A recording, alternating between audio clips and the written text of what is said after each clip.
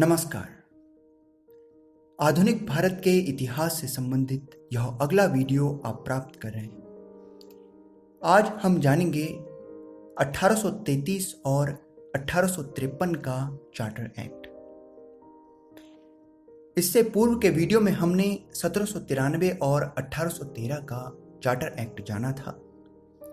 हमने जाना था कि 1793 के एक्ट के द्वारा ईस्ट इंडिया कंपनी के अधिकारों को 20 वर्षों की अनुमति बढ़ाई गई। साथ ही बोर्ड ऑफ कंट्रोल के सदस्यों का वेतन अब भारतीय राजस्व से ही दिया जाएगा। 1813 के चार्टर एक्ट को भी हमने जाना था। हमने जाना कि 1813 के चार्टर एक्ट के द्वारा कंपनी के व्यापारिक एकाधिकार चाय और चीनी के अतिरिक्त समाप्त कर दिए गए। भारत में शिक्षा पर खर्च के लिए भी कुछ धनराशि तय की गई। ब्रिटेन के अन्य व्यापारी भी अब भारत में व्यापार कर सकते हैं। साथ ही ईसाई मिशनरी भी अब भारत में धर्म प्रचार की अनुमति प्राप्त करते हैं। आदि बातों को हमने पूर्व के वीडियो में जाना था। आज हम 1833 और 1853 के चार्टर एक्ट को जानेंगे, इनके प्रावधानों को जानेंगे। 1833 के चार्टर एक्ट के प्रावधानों को हम पहले जानेंगे। साथियों, 1833 के चार्टर एक्ट के द्वारा सर्वप्रथम व्यवस्था को एक बार पुनः केंद्रीकृत किया गया। 1813 के एक्ट के द्वारा जहां हमने जाना था कि बंगाल के गवर्नर जनरल के अतिरिक्त मद्रास और बंबई के गवर्नरों को भी विधि बनाने की अनुमति दी गई थी, इस अधिकार को उनसे छीन लिया गया और अब बंगाल का गवर्नर जनरल पद के स्थान पर भारत का गवर्नर जनरल कहा गया। इस प्रकार क्योंकि 1833 में लॉर्ड विलियम बेंटिक बंगाल का गवर्नर जनरल था, वह अब भारत का गवर्नर जनरल कहा गया। यह भारत का पहला गवर्नर जनरल था।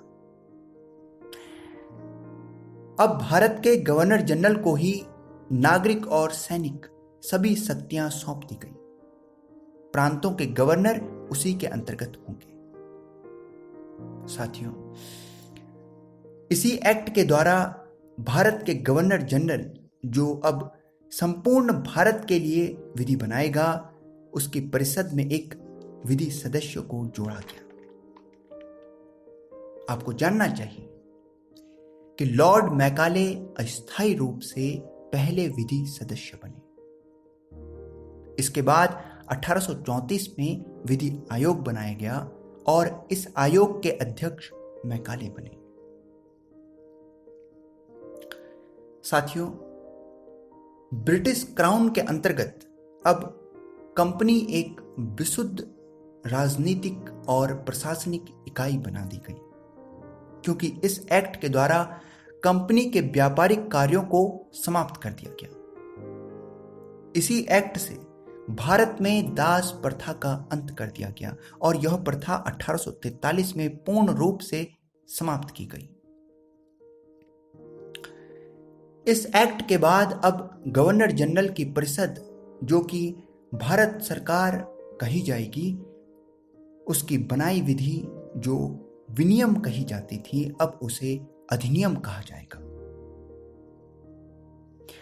इसी अधिनियम में कहा गया कि भारत में भर्ती होगी तो योग्यता के आधार पर किसी धर्म, रंग, वंश, जन्म स्थान के आधार पर भेदभाव नहीं किया जाएगा।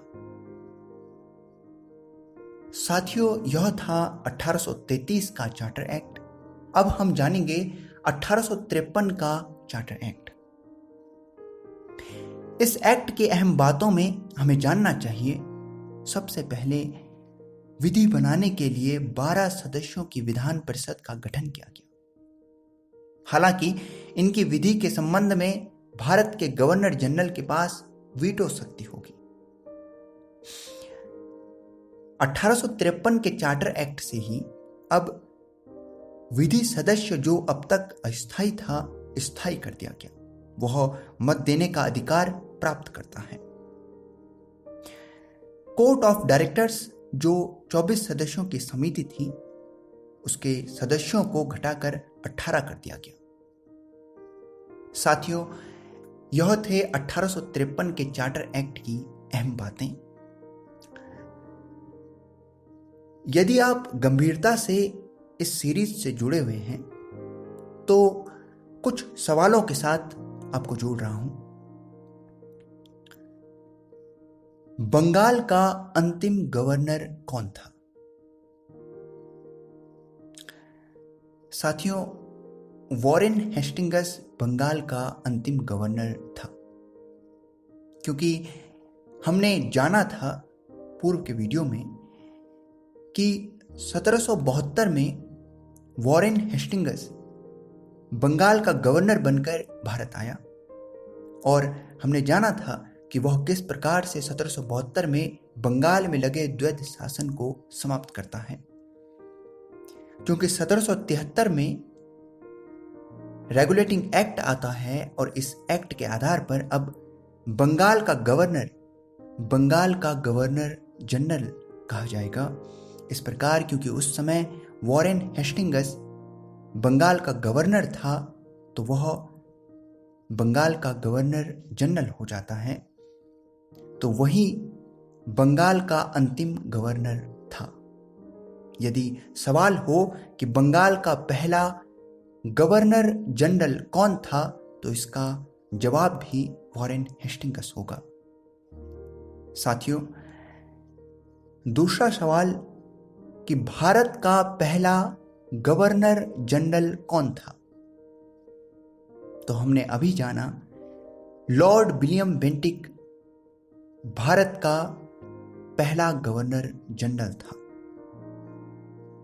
1833 के एक्ट के समय पर जबकि बंगाल का गवर्नर जनरल अब भारत का गवर्नर जनरल कहा गया, इस समय पर Lord William Bentinck governor general था और वह भारत का गवर्नर जनरल हो गया।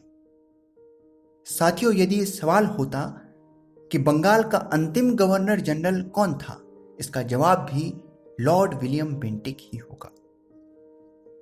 साथियों, एक और अहम सवाल, क्योंकि हमने विधि सदस्य की चर्चा इस वीडियो में की है, हमें जानना चाहिए स्वतंत्र भारत में पहला विधि आयोग का गठन 1955 में किया गया और इस विधि आयोग के अध्यक्ष MC सीतलवाड़ थे, जो कि पहले महान्यायवादी भी थे।